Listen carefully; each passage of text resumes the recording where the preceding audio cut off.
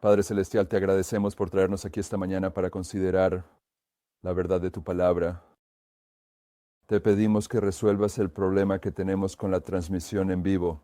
Hoy, después de que terminemos aquí, que podamos continuar con este trabajo. Y mientras tomamos el estudio de Mandela 11, versículo 40 esta mañana, te pedimos que nos concedas la presencia de tu Espíritu Santo, que nos ayudes a entender la relevancia y el significado de la historia de este versículo, cómo el Espíritu Santo podría usarlo para perfeccionar aún más nuestro carácter, para que podamos representarte más plenamente. Te pido que tomes el control de esta presentación, que superes mi humanidad, que me escondas detrás de ti, tu cruz. Perdóname de cualquier manera en que esté impidiendo que hables a través de mí.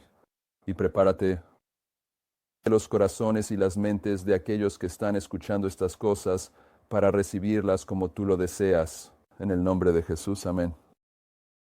Tuvimos un comienzo difícil ayer durante unos minutos al poner en marcha la transmisión en vivo y por eso estaba un poco ansioso mientras avanzábamos, y lo que estábamos viendo ayer era el resumen básico de Mandela 11, versículo 40, que en 1798 la Francia atea comenzó una guerra contra el papado, pero que el versículo luego describe cuando el papado regresará y barrerá al rey del ateísmo, quien en ese momento de la historia es la Unión Soviética. Y luego vimos una cita donde en Mensajes Selectos, libro 2002, donde se nos dice: los eventos históricos que muestran el cumplimiento directo de la profecía fueron presentados ante el pueblo, y se vio que la profecía era una delineación figurativa de eventos, conduciendo hasta el cierre de la historia de la Tierra. Entonces comenzamos a mirar el registro histórico del colapso de la Unión Soviética en 1989, y ahí es donde estaba avanzando rápidamente.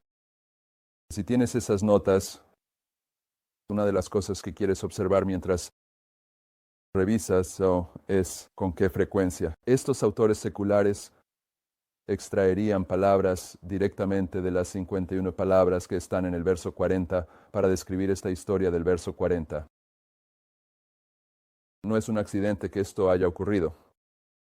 Y para resumir la relación del papado en los Estados Unidos, dijimos que los Estados Unidos estaban representados por el carro, los barcos y los jinetes, y que en 1992 la revista Time quería volver y cubrir esta historia, y consiguieron que Carl Bernstein hiciera un artículo aquí, cubriendo la historia tal como la describimos, la historia del trabajo subterráneo detrás de escena realizado por los operativos de la Iglesia Católica y la Unión Soviética, y que los Estados Unidos estaban proporcionando la presión financiera y la presión militar.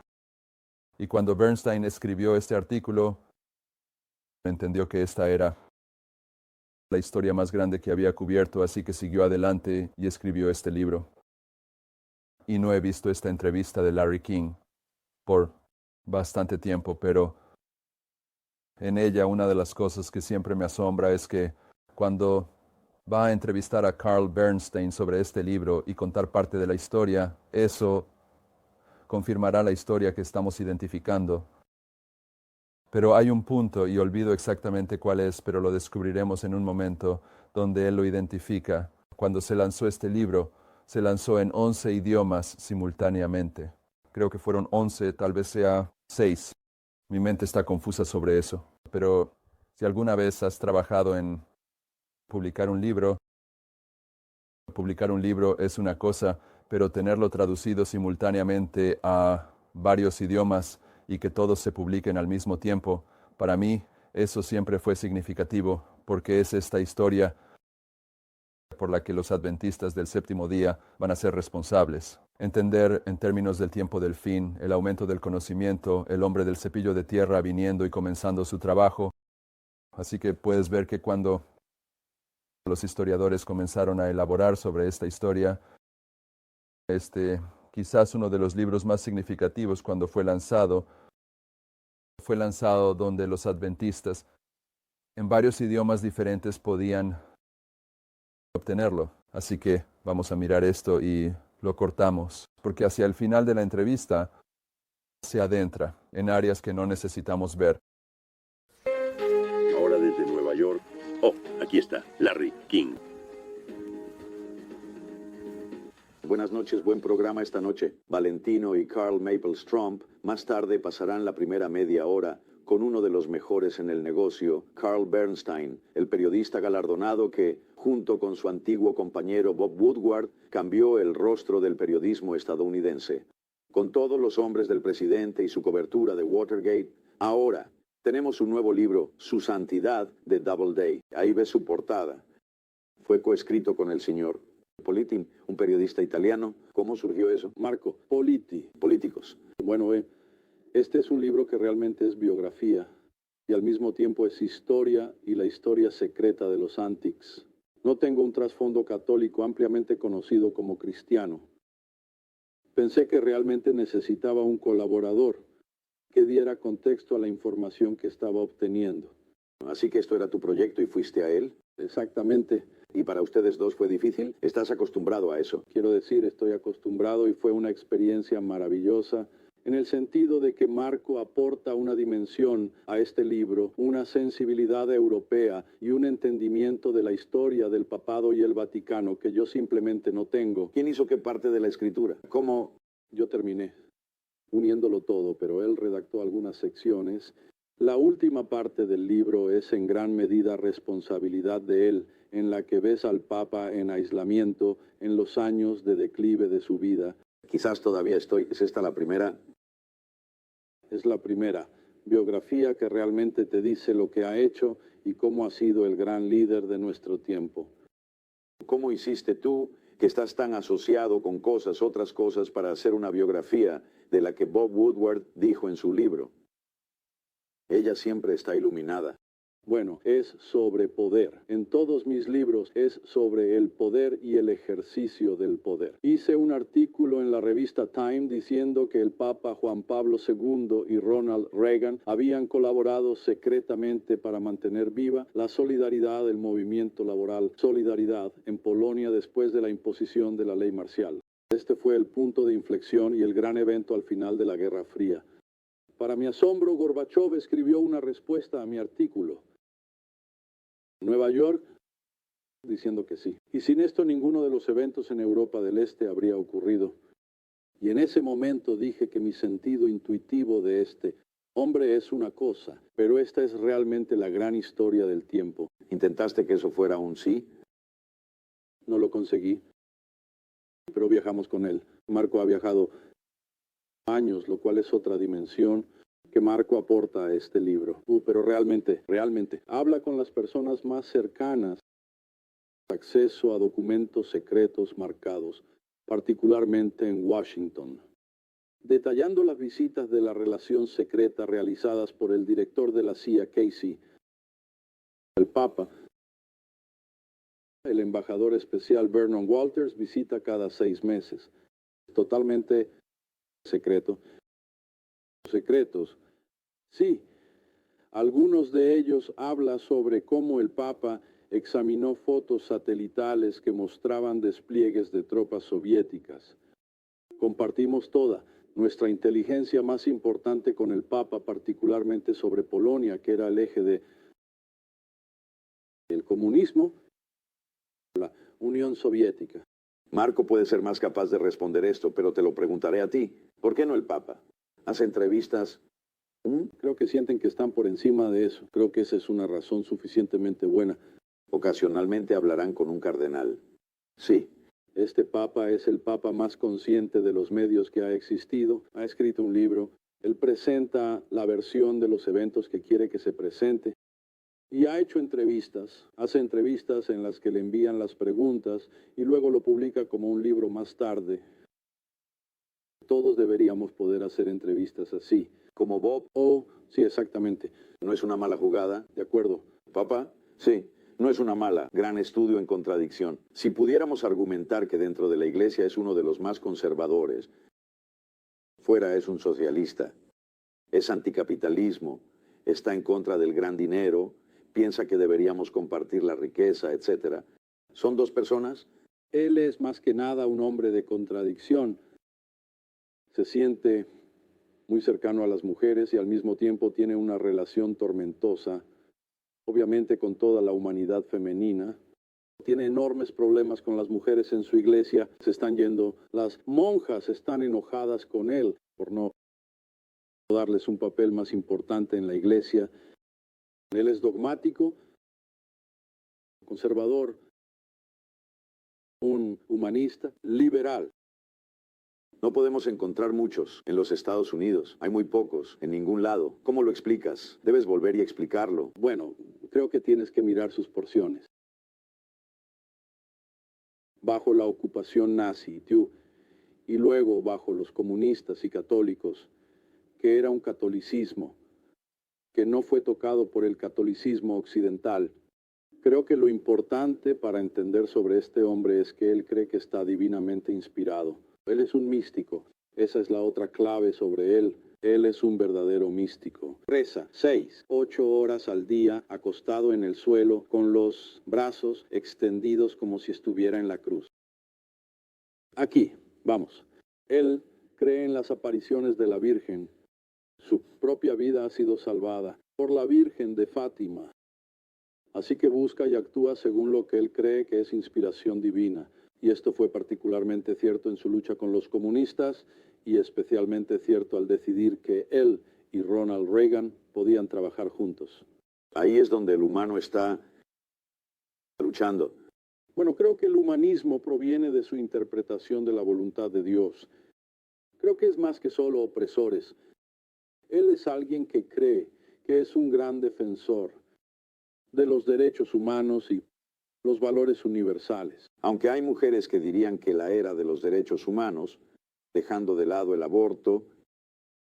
Número 1, él y Mandela. Él y Nelson Mandela son los grandes portavoces en el mundo para ti. Así que supongo que esto llamó a Bernstein. El libro ha sido publicado en unos 15 países simultáneamente. Eso puede ser una primicia. El libro es Su Santidad. El Ponce editor en Occidente es Doubleday. Regresaremos con Carl Bernstein en Larry King Live justo después de esto. En Polonia experimentaste el nazismo y el comunismo. Como papa, sufriste un ataque terrorista que casi te costó la vida. Aún así, proclamas que el mensaje central de nuestro tiempo, que el mensaje central de todos los tiempos no es el odio, sino el amor. Decir que el programa de esta noche está dedicado a Roma Valentino más tarde. Nuestro invitado es Carl Bernstein. Su libro, Su Santidad, de Doubleday, escrito con Marco Politi, ¿verdad? Correcto. Publicado simultáneamente en 12 países. Carl, Bernstein siempre ha sido muy bueno, desenterrando secretos.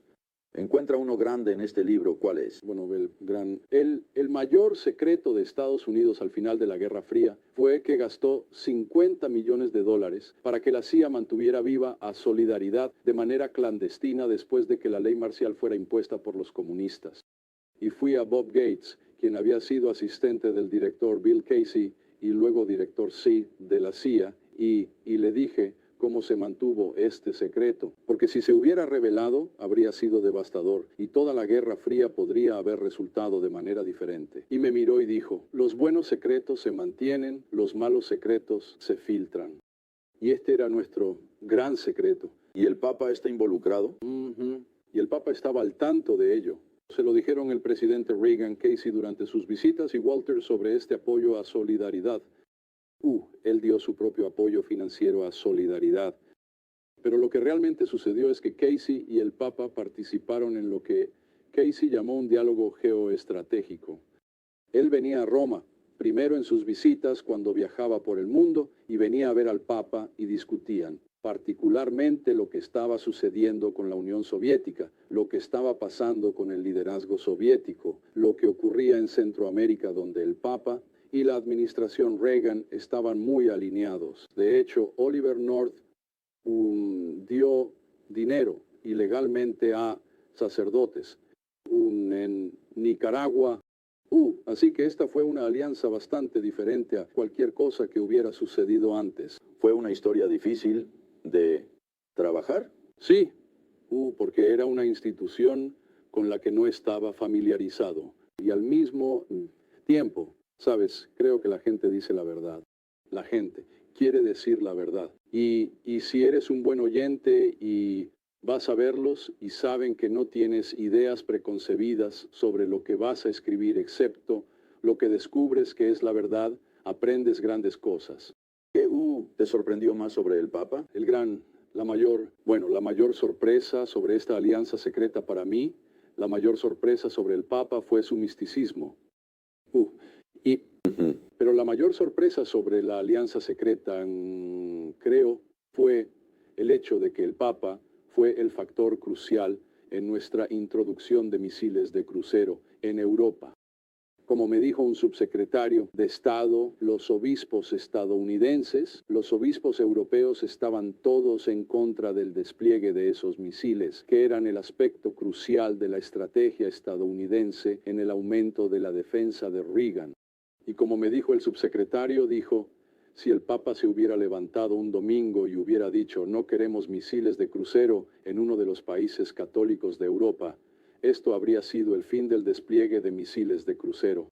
Así que lo que muestran los cables secretos de Walters es que casi en cada visita que Walters hizo para ver al Papa, se ve, la referencia dice, le mostré al Papa la fotografía aérea. Esto significa las fotos satelitales y luego dice, le di la presentación sobre los SS-20, que es informarle sobre la estrategia nuclear estadounidense y por qué Estados Unidos consideraba que esos misiles eran tan importantes como en Europa Occidental. No es solo uno de los papas más importantes, es una de las personas más importantes. Es una de las grandes figuras políticas de este siglo y ciertamente con Gorbachev y Reagan, estos son los tres hombres que han dominado la última parte de nuestro siglo. ¿Por qué no discutieron más sobre esto Gorbachev y Reagan? ¿Por qué no le dieron crédito? Lo hacen. Hicieron. Fui a ver a Ronald Reagan en 1991 cuando empecé a trabajar en esta historia y yo dije, señor presidente, ¿cómo sucedió esto? Y él dijo, fue fácil, quería hacerlos un aliado, dijo sobre el Vaticano. Y eso es lo que procedió a hacer. Pero ¿no leíste esto en el diario, en nuestro periódico? Por supuesto que no, porque era un gran secreto. Era nuestro gran secreto. Aquí había una superpotencia estratégica y una superpotencia espiritual, combinando sus capacidades de inteligencia. Recuerda, esto no es una alianza formal firmada. Seguro. Esto es una convergencia de intereses paralelos. Se podría decir que tal vez la religión no debería haberse involucrado en este tipo de historia. Bueno, creo que otro papa diría, déjenme fuera. Hay preguntas más serias sobre la separación de Iglesia y Estado en América. Y en esa área. Nosotros no mostramos fotos satelitales al Dalai Lama, Fa y el Papa está en gran competencia. O al líder Iglesia Ortodoxa. Bueno, exactamente. Y él está en competencia por almas, con las sectas fundamentalistas protestantes, con los musulmanes. Y cada vez que el Papa iba a un país que visitaría, y este es el Papa más viajero, por supuesto, que ha viajado, ya sabes, a 100 países en el mundo. Lo informábamos sobre el país al que estaba a punto de ir. Él recibiría los materiales de información de la CIA sobre ese país. Así que plantea algunas preguntas serias sobre... Extraordinariamente brillante. Muy brillante, extraordinariamente brillante. Es un poeta, es un filósofo, es un dramaturgo. Un hombre extraordinario, uno de los grandes hombres de nuestro tiempo. Más sobre este fascinante caballero por este fascinante autor, Carl Bernstein, el libro Su Santidad de Doubleday. No se vayan.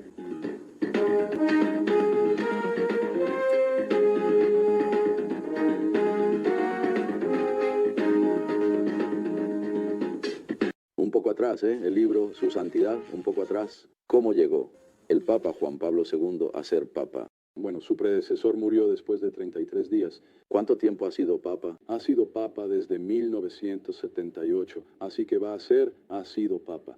Más tiempo que cualquier otro Papa en este siglo excepto uno, y aunque está muy enfermo e inválido, quiere estar vivo para el milenio. Y yo no lo descartaría. ¿No lo harías? no lo haría. Parece tan frágil. Es frágil. Tiene Parkinson. Puede que tenga otro tumor. Está sometiéndose a lo que dicen es una apendicectomía esta semana, lo cual creo que también implicará alguna cirugía exploratoria. Mirando le han disparado. El asesinato es fascinante. ¿Cómo llegó a ser papa? Llegó a ser papa porque los cardenales buscaban primero a alguien que fuera firme en la doctrina, que lo es, que fuera un humanista, que pudiera ser una fuerza al mismo tiempo contra las tendencias hacia el materialismo en Occidente, de vuelta hacia más espiritualidad y sobre todo su experiencia con los comunistas. Finalmente estaban listos para un papa no italiano, el primer papa no italiano, en 450 años. Y eligieron a alguien de quien nadie pudiera decir, me desagrada totalmente o me encanta totalmente. Exactamente. Entonces lo que estamos diciendo es que los eventos históricos se presentan ante la gente y la profecía se confirma.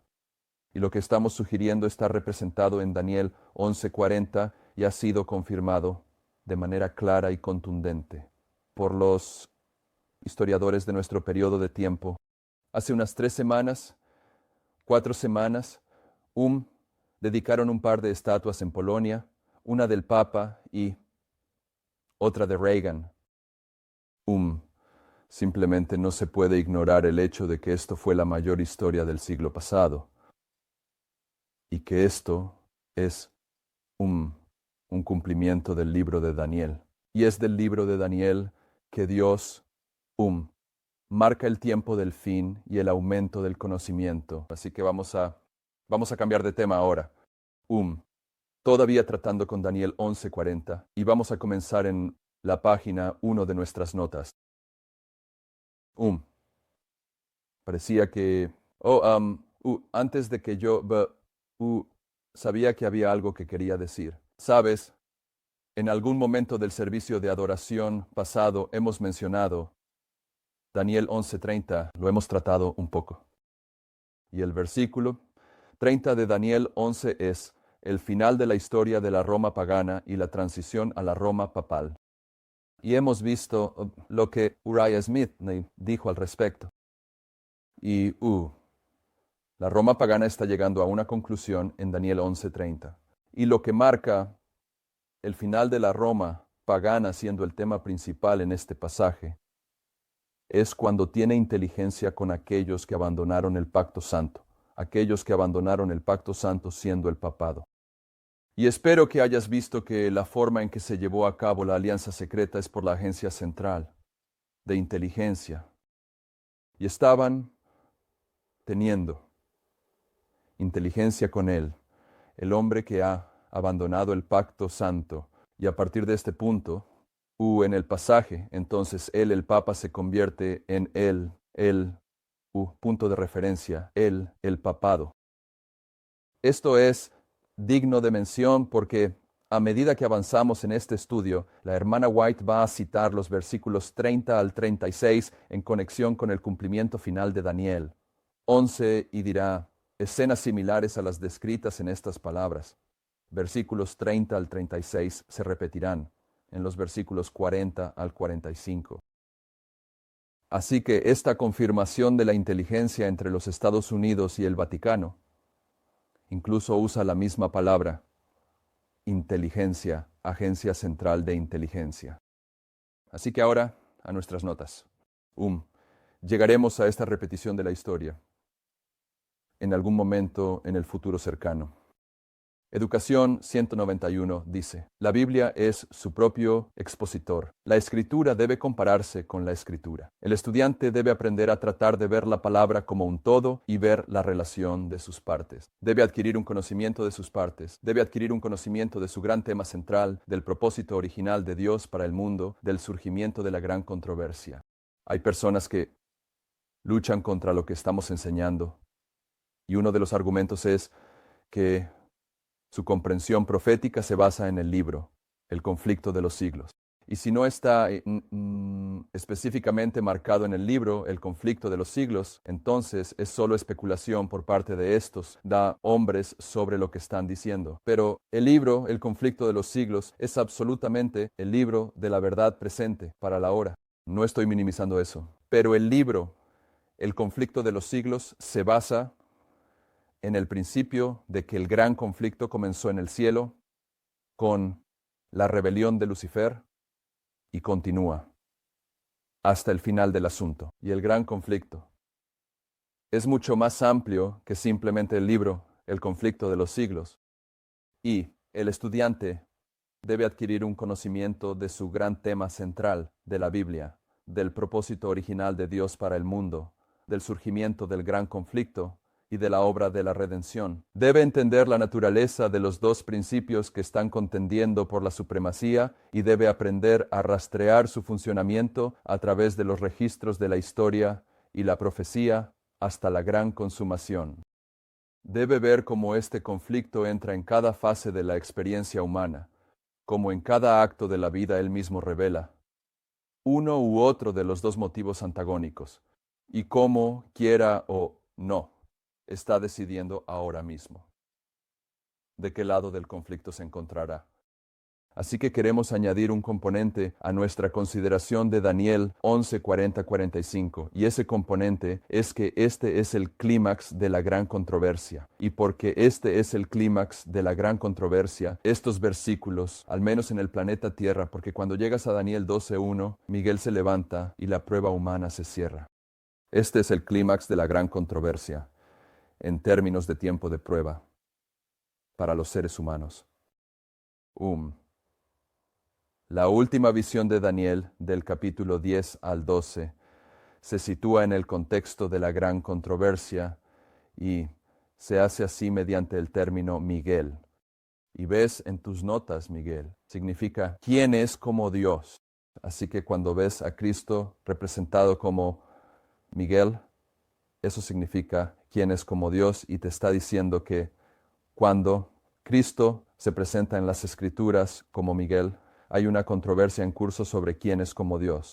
Y solo vas a encontrar a Miguel mencionado 3 veces en las Escrituras, pero sobre el testimonio de 2 o 3 cosas establecidas. Así que cada vez que ves a Miguel en las Escrituras, lo ves en confrontación directa con Satanás. ¿De acuerdo? Entonces, cuando se trata del rey del norte, el rey del norte es el Papa de Roma, pero el Papa de Roma es el representante de Satanás en la tierra, y el verdadero rey del norte es Cristo. Y esta controversia de la gran controversia que está simbólicamente representada por Miguel, nos está dando otra línea para entender quién es el rey del norte y de qué trata el rey del norte en Daniel 11. En Apocalipsis 12, versículos 7 al 9, Apocalipsis 12 del 7 al 9, familiar para todos nosotros, dice: y hubo una guerra en el cielo. Miguel y sus ángeles lucharon contra el dragón. Y el dragón luchó contra sus ángeles y no prevalecieron, ni se halló más su lugar en el cielo. Y fue arrojado el gran dragón, la serpiente antigua, llamada Diablo y Satanás, que engaña al mundo entero. Fue arrojado a la tierra y sus ángeles fueron arrojados con él. Aquí vemos a Miguel, al principio mismo de la gran controversia, en guerra con Satanás. Y Satanás es expulsado con los ángeles al planeta Tierra. En el Comentario Bíblico Adventista del Séptimo Día, volumen 7, 973, dice: de una manera tan engañosa trabajó él, Lucifer, que los sentimientos que inculcó no pudieron ser tratados hasta que se desarrollaron en las mentes de aquellos que los recibieron. La influencia de una mente sobre otra, un poder tan fuerte para el bien cuando está santificado, es igualmente fuerte para el mal en manos de aquellos que se oponen a Dios. Este poder lo usó Satanás en su obra de inculcar el mal en la mente de los ángeles y lo hizo parecer como si estuviera buscando el bien del universo. Como querubín ungido, Lucifer había sido altamente exaltado. Era muy amado por los seres celestiales y su influencia sobre ellos era fuerte. Muchos de ellos escucharon sus sugerencias y creyeron en sus palabras. Y hubo guerra en el cielo. Miguel y sus ángeles lucharon contra el dragón, y el dragón luchó contra sus ángeles, y no prevalecieron, ni se halló más su lugar en el cielo. Expulsado del cielo, Satanás estableció su reino en este mundo. Y desde entonces, ha estado esforzándose por seducir a los seres humanos de su lealtad a Dios. Él usa el mismo poder que usó en el cielo, la influencia de mente sobre mente. Los hombres se convierten en tentadores de sus semejantes. Los fuertes sentimientos corruptores de Satanás son apreciados y ejercen un poder dominante y convincente bajo la influencia de estos sentimientos. Los hombres se unen entre sí en confederaciones. Entonces, una de las cosas sobre la gran controversia cuando ves a Miguel ilustrado es que la forma en que Satanás trabaja es mente sobre mente. Y necesitamos entender eso en nuestra propia esfera de influencia e interacción. ¿Quién es el que nos va a engañar? Bueno, va a ser otra mente. Y va a ser otra mente por la que tenemos respeto. Alguien que ha sido exaltado en cosas religiosas. No vamos a ser engañados por el adicto a las drogas en la calle. Vamos a ser engañados por este maravilloso y florido pastor o predicador. Y él va a trabajar sobre nuestra mente. Y nos dará errores que ni siquiera nos damos cuenta de que estamos recibiendo hasta que ya han desarrollado su fruto en nuestras propias mentes. Al menos, a veces eso es parte de la historia. Judas, capítulo 1 o Judas 1, versículo 5. Por tanto, os recordaré, aunque una vez supisteis esto, como el Señor, habiendo salvado al pueblo de la tierra de Egipto, después destruyó a los que no creyeron, y a los ángeles que no guardaron su primer estado, sino que dejaron su propia morada, los ha reservado en cadenas eternas, bajo oscuridad hasta el juicio del gran día. Así como Sodoma y Gomorra y las ciudades alrededor de ellas, de la misma manera, entregándose a la fornicación y yendo tras carne extraña, son puestas como ejemplo, sufriendo la venganza del fuego eterno. De igual manera también estos soñadores inmundos contaminan la carne, desprecian el dominio, y hablan mal de las dignidades. Sin embargo, Miguel, el arcángel, cuando contendía con el diablo, disputaba sobre el cuerpo de Moisés, no se atrevió a traer contra él una acusación injuriosa, sino que dijo, el Señor te reprenda. Así que aquí vemos a Miguel en confrontación una vez más con Satanás sobre la resurrección de Moisés. Y estos son los 3 puntos en la historia de Miguel, la guerra en el cielo. Si Cristo tiene el poder, la autoridad, para resucitar. Y luego, por supuesto, sabemos que en Daniel 12:1, Miguel se levanta. Y ahora Él está demostrando su poder para salvar a un grupo de personas que no necesitan ser resucitadas, porque cuando Él se levante, todos los que tienen el sello de Dios van a vivir, sin morir hasta que Cristo regrese. Entonces, la historia de Miguel es la historia de la rebelión en el cielo, y la historia de la autoridad de Cristo para resucitar a los justos, y su autoridad para salvar a aquellos que llamamos los 144,000 que no mueren. Y hay más en lo que ocurrió en esa interacción entre Satanás y Miguel en la resurrección de Moisés. La hermana White dice esto: Satanás se regocijó de haber logrado que Moisés pecara contra Dios. Por esta transgresión Moisés cayó bajo el dominio de la muerte. Si hubiera continuado fiel y su vida no hubiera sido empañada por esa única transgresión, al no dar a Dios la gloria de sacar agua de la roca, habría entrado en la tierra prometida y habría sido trasladado al cielo sin ver la muerte. Miguel, o Cristo, con los ángeles que enterraron a Moisés, descendió del cielo después de que él permaneciera en la tumba por un corto tiempo, y lo resucitó, y lo llevó al cielo. Me pregunto cuánto tiempo estuvo en la tumba.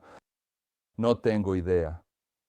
Y me critican por especular, pero apuesto a que fue resucitado al tercer día. Cuando Cristo y sus ángeles se acercaron a la tumba, Satanás y sus ángeles aparecieron en la tumba y estaban custodiando el cuerpo de Moisés para que no fuera removido. Cuando Cristo y sus ángeles se acercaron, Satanás resistió su acercamiento, pero fue obligado por la gloria y el poder de Cristo y sus ángeles a retroceder.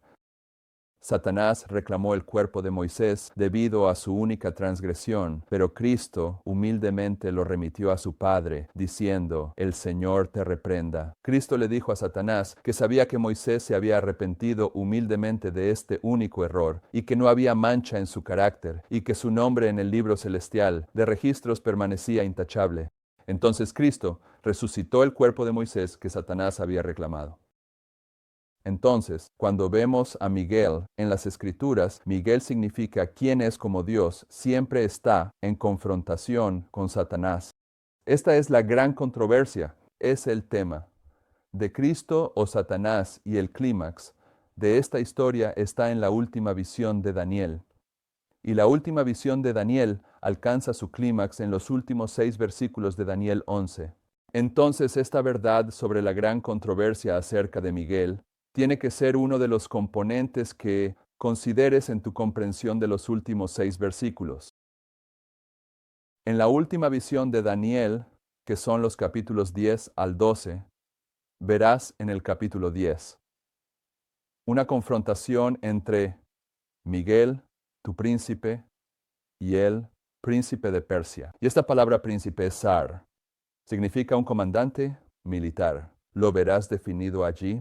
Una persona principal, un capitán, un jefe de capitanes, gobernador, guardián, señor, maestro, príncipe, gobernante, administrador. Cuando ves a Miguel en confrontación con Satanás, es una guerra, es una controversia, es una lucha. Estos príncipes en el capítulo 10 de Daniel, el príncipe de Persia, y Miguel, tu príncipe, están representando la guerra que está ocurriendo en este periodo de tiempo. Y esta palabra zar aparece 420 veces en el Antiguo Testamento y se refiere especialmente a comandantes militares. En Josué 5:15 dice, «Y el capitán zar del ejército del Señor dijo a Josué, quítate el calzado de tus pies, porque el lugar donde estás es santo». Y Josué lo hizo.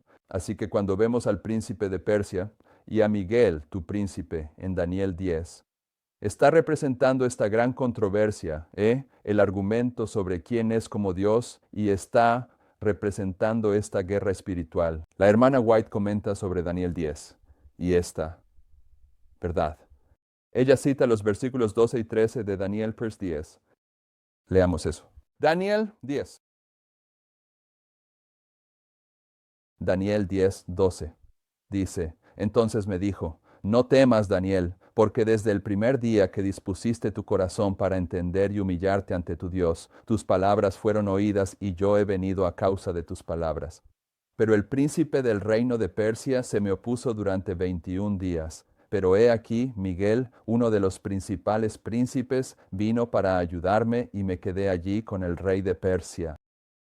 ¿De acuerdo? Gabriel estaba tratando de convencer a Ciro de seguir adelante con su disposición de permitir que los hijos de Israel regresaran y reconstruyeran Jerusalén.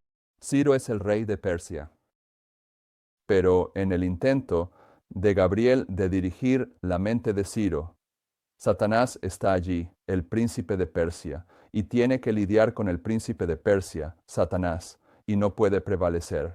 Entonces Miguel, tu príncipe, interviene, pero notarás en los versículos, en esos versículos que tienes al príncipe de Persia y al rey de Persia, la hermana White cita esos 2 versículos.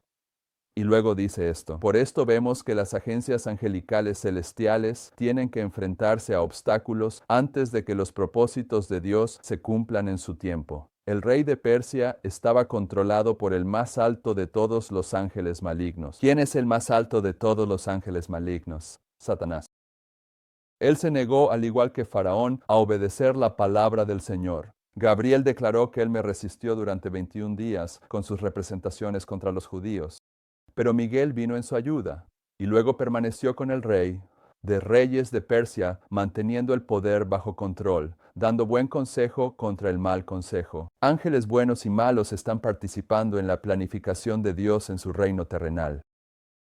Es el propósito de Dios llevar adelante su obra en líneas correctas, de maneras que avancen su gloria. Pero Satanás siempre está tratando de contrarrestar el propósito de Dios. Solo humillándose ante Dios pueden los siervos de Dios avanzar en su obra. Nunca deben depender de sus propios esfuerzos o de una exhibición externa para tener éxito. Tenemos ante nosotros en la palabra de Dios ejemplos de agencias celestiales trabajando en las mentes de reyes y gobernantes, mientras que al mismo tiempo agencias satánicas también estaban trabajando en sus mentes. Ninguna elocuencia humana está fuertemente expuesta, y las opiniones humanas fuertemente expuestas pueden cambiar el trabajo de las agencias satánicas. Satanás busca continuamente bloquear el camino para que la verdad esté atada por el diseño humano, y aquellos que tienen luz y conocimiento están en el mayor peligro a menos que se consagren constantemente a Dios, humillando el yo y dándose cuenta del peligro de los tiempos. Está bien. En nuestros estudios aquí, y esto podría desafiar la comprensión de algunas personas sobre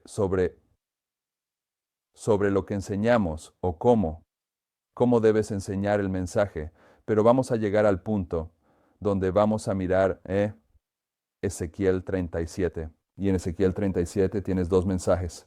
Tienes el mensaje del primer y segundo ángel, marcado en Ezequiel 37. Y el primer mensaje causa un ruido y un temblor.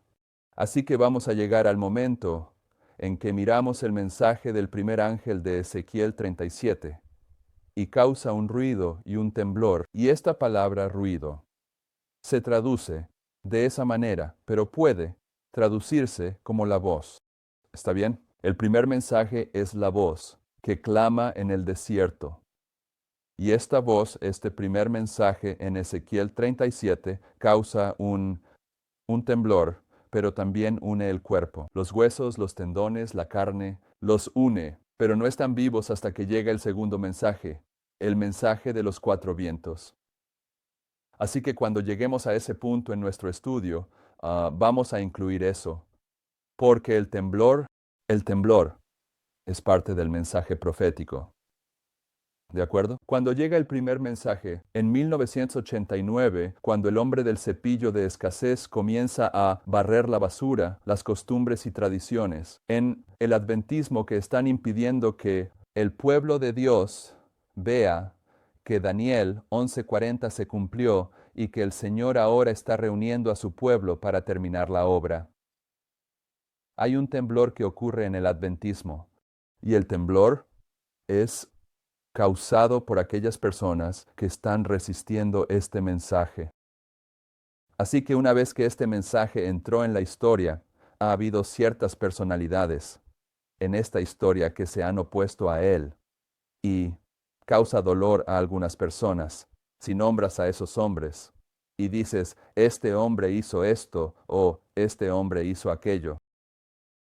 Pero es parte del registro profético y necesita ser abordado porque algunos de sus argumentos que se presentaron contra este mensaje fueron lo que el Señor usó para abrir más luz. ¿De acuerdo? Te daré un ejemplo. Lo trataremos en detalle más adelante, pero te daré un ejemplo. Hubo un argumento de que la tierra gloriosa era la iglesia adventista del séptimo día, pero la tierra gloriosa es los Estados Unidos de América. ¿De acuerdo? Así que este argumento continuó mucho.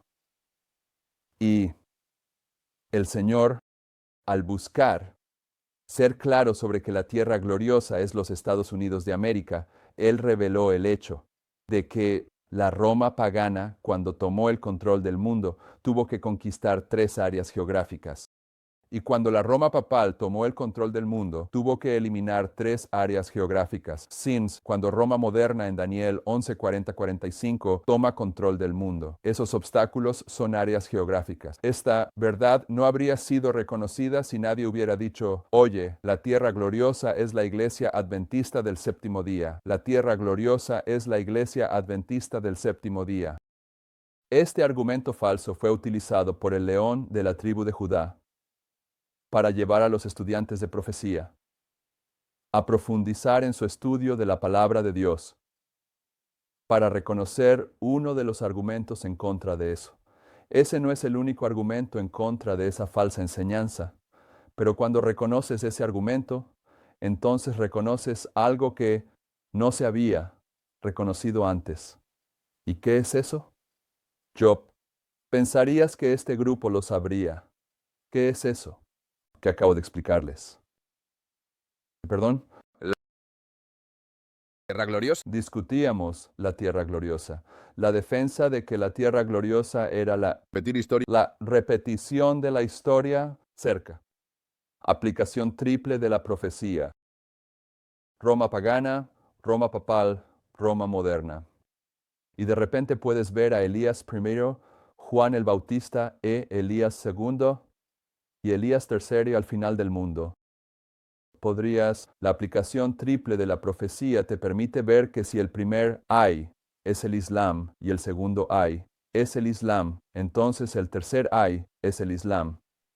Así que el sacudimiento que ocurre en esta historia representada y marcada por el primer mensaje de Ezequiel 37 es parte de la historia. Así que vamos a abordar algunos de esos temas. Para que podamos entender cómo el león de la tribu de Judá puso estas cosas en su lugar. Bien, entonces, cuando se trata de Daniel 11:40-45, hubo personas, no muchas, pero ha habido algunas que argumentan que el rey del norte aquí, Maení. Estos últimos 6 versículos no es el papado. ¿De acuerdo? Hemos mostrado que de la Biblia el poder que se opone al pueblo de Dios al final del mundo, que es el rey del norte. Y ese rey del norte es Babilonia. Y hemos mostrado que al final del mundo estamos buscando una Babilonia espiritual y que Apocalipsis 17 marca al papado como la Babilonia espiritual y por lo tanto el papado es el rey del norte. También hemos mostrado que el único lugar donde se ve la lucha entre el rey del norte y el rey del sur en las Escrituras es en Daniel 11, y que el poder que controla Babilonia es el rey del norte.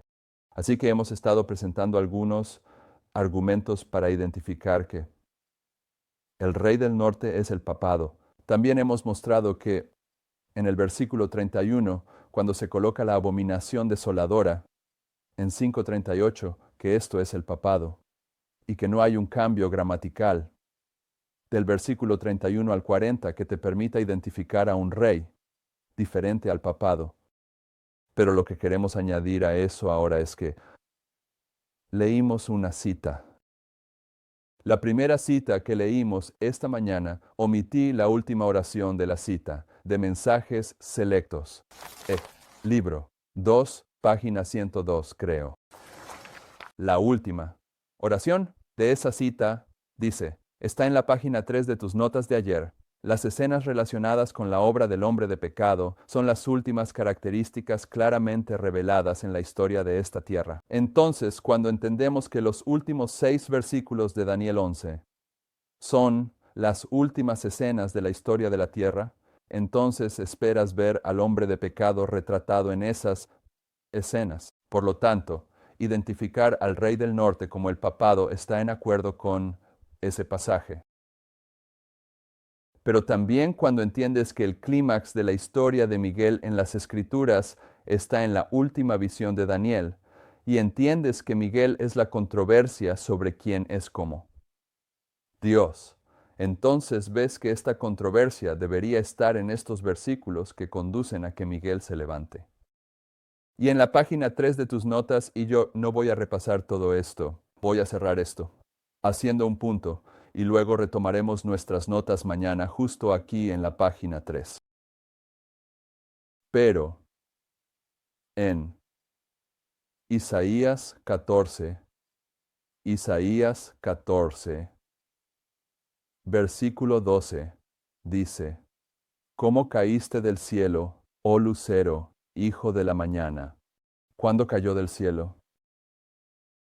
¿Cuándo hubo guerra en el cielo? ¿Con quién? Miguel. Miguel. ¿Cómo fuiste cortado a tierra tú que debilitabas a las naciones?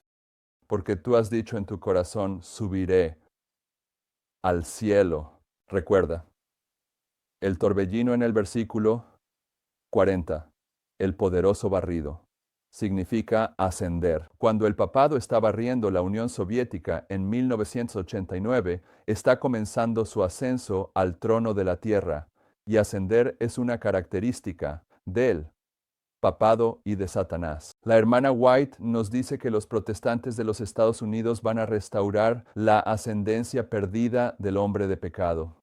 Así que en el versículo 13 dice, porque tú has dicho en tu corazón, subiré al cielo, exaltaré mi trono sobre las estrellas de Dios, me sentaré también en el monte de la congregación a los lados del norte, subiré sobre las alturas de las nubes, seré semejante al Altísimo. Así que, si eres cuidadoso en tu consideración de estos versículos, ves que Satanás quiere sentarse en dos lugares.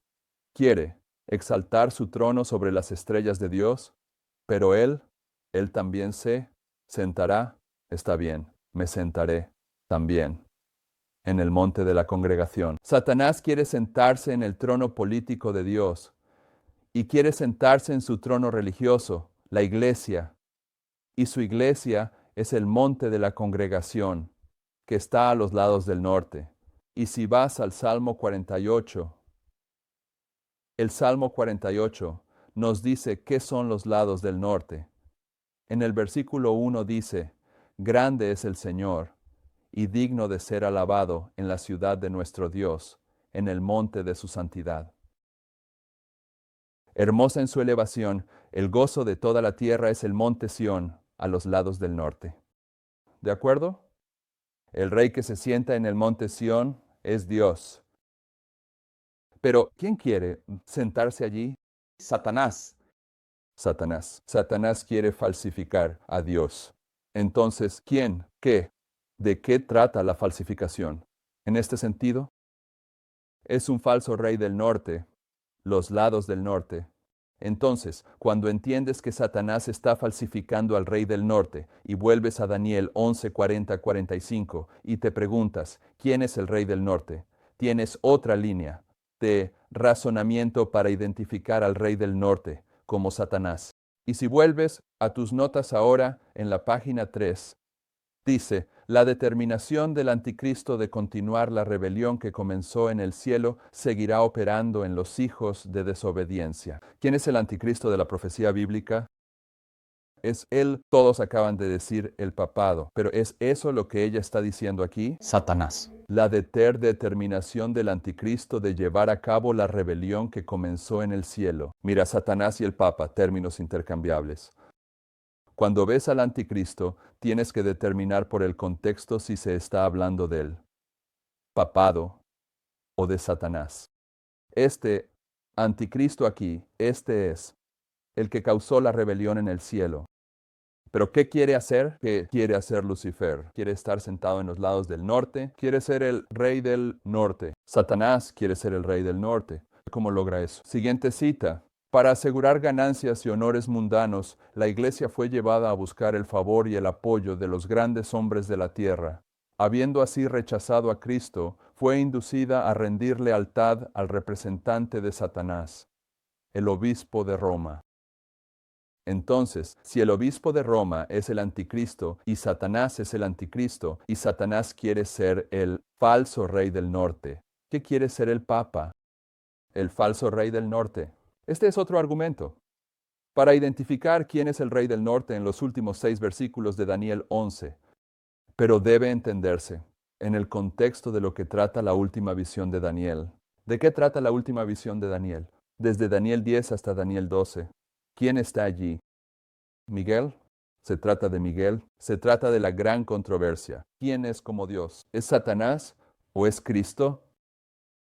Se trata de sus esfuerzos, los esfuerzos de Lucifer, para falsificar a Cristo. porque Él quiere ser el Rey del Norte. A través del Papa de Roma, el mismo trabajo se ha llevado a cabo aquí, en la tierra como se llevó a cabo en las cortes del cielo, antes de la expulsión del príncipe de las tinieblas. Satanás intentó corregir la ley de Dios en el cielo y proporcionar una enmienda propia. Él exaltó su propio juicio por encima del de su Creador y colocó su voluntad por encima de la voluntad de Jehová, y de esta manera declaró virtualmente que Dios es falible. El Papa también sigue el mismo curso y, reclamando infalibilidad para sí mismo, busca ajustar la ley de Dios para satisfacer sus propias ideas, pensando que es capaz de corregir los errores que cree ver en los estatutos y mandamientos del Señor, del cielo y la tierra. Él virtualmente le dice al mundo: les daré mejores leyes que las de Jehová. ¿Qué insulto es este al Dios del cielo? Este compromiso entre el paganismo y el cristianismo resultó en el desarrollo del hombre de pecado, predicho en la profecía como oponiéndose y exaltándose por encima de Dios. Ese gigantesco sistema de religión falsa, ¿qué gigantesco sistema de religión falsa? El sistema católico. Ese gigantesco sistema de religión falsa es una obra maestra del poder de Satanás, un monumento. ¿Un monumento de qué? De sus esfuerzos por sentarse en el trono para gobernar la tierra según su voluntad. Satanás construyó la Iglesia Católica para tener un trono en la tierra sobre el cual sentarse cuando venga y personifique a Cristo. Y cuando venga a hacer esto, su personificación de Cristo, su afirmación de que Él es Miguel, incluye su afirmación de que Él es el verdadero Rey del Norte. Y su representante en la tierra es el Papa de Roma. Por lo tanto, el Papa de Roma es el falso Rey del Norte. Así que cuando tratamos con Daniel 11, necesitamos tener claro quién es el Rey del Norte, Susak, en este pasaje. Y cuando lo tenemos claro, se abre una gran cantidad de información sobre lo que se ilustra en estos versículos. Volveremos a este punto. Mañana, en nuestro estudio, cerramos con una palabra de oración. Padre Celestial, te agradecemos que la historia que has elegido identificar como el cumplimiento de Daniel 11:40 no es una historia oscura o remota, que es el evento histórico más grande del siglo XX, y que hay abundante información en los informes seculares que confirman la historia que has representado en el versículo 40. Como tu pueblo queremos entender esto correctamente y lo que significa para nosotros. Te pedimos que nos concedas la presencia de tu Espíritu Santo para que nuestro discernimiento pueda afinarse. Y reconocer que en 1989, cuando ocurrió el colapso de la Unión Soviética, el hombre del cepillo de tierra, el león de la tribu de Judá, comenzó a quitar los sellos, las costumbres, las tradiciones que se habían transmitido en el adventismo. Él comenzó a quitar esas cosas para que su pueblo pudiera entender esta experiencia final, este mensaje final, de tal manera que los transformara a su imagen y les proporcionara un mensaje que puedan llevar al mundo. Ayúdanos a despertar de nuestra condición laodicense, para que podamos ver que ahora estamos más de 20 años después del hecho, y en general todavía en este estado laodicense. Perdónanos por esto. Perdónanos por no cumplir con nuestra responsabilidad de ser estudiantes de la profecía y despiértanos a esta responsabilidad para que podamos terminar el trabajo e irnos a casa contigo pronto. Oramos en el nombre de Jesús. Amén.